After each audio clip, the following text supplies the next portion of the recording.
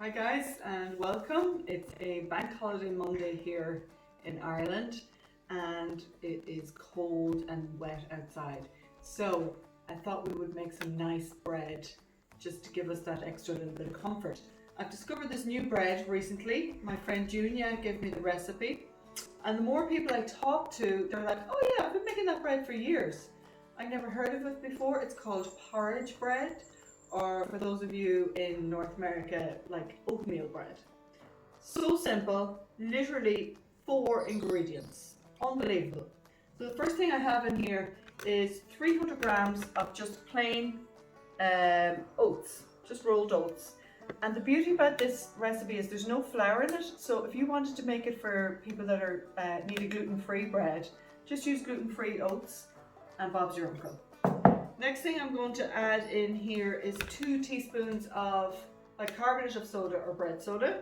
Okay, pop them in there. I'm just going to give it a little mix around to get that all mixed through. Now, I'm going to add 2 extra ingredients here that are completely optional, but we found that by adding a few cranberries, dried cranberries or dried raisins, it makes the bread a little bit sweeter. And for those of you who are used to having a little bit of sugar in your bread, this works really well. I have 50 grams of cranberries in here, and I have some sunflower seeds. I normally use pumpkin seeds, but we've used them all, so I'm just going to put a few sunflower seeds in here.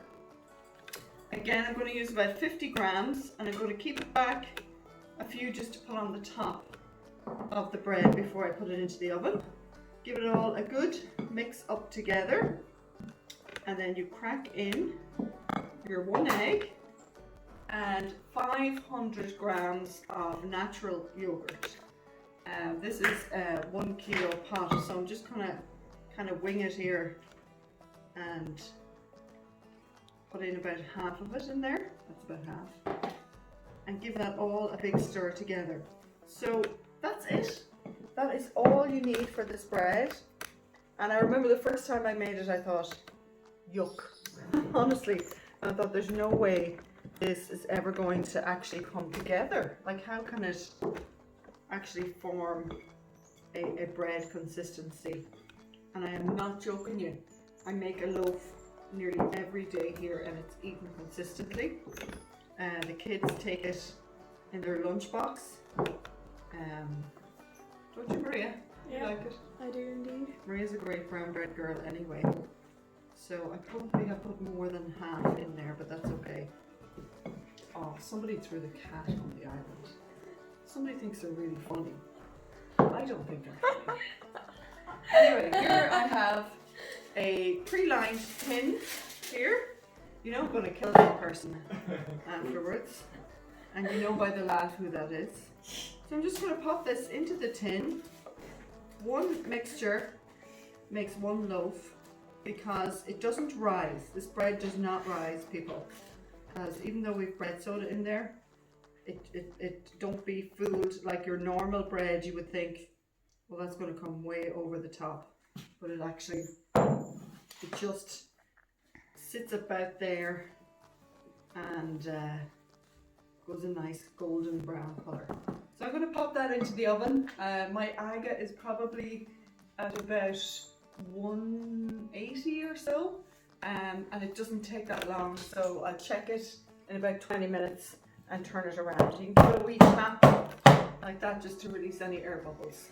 I'm going to pop it in here and get back to you when it's done. Here we go, guys. Would you believe a full hour has passed since I put this into the oven? And it takes that long because my oven is actually not that hot. It's about 170, 180.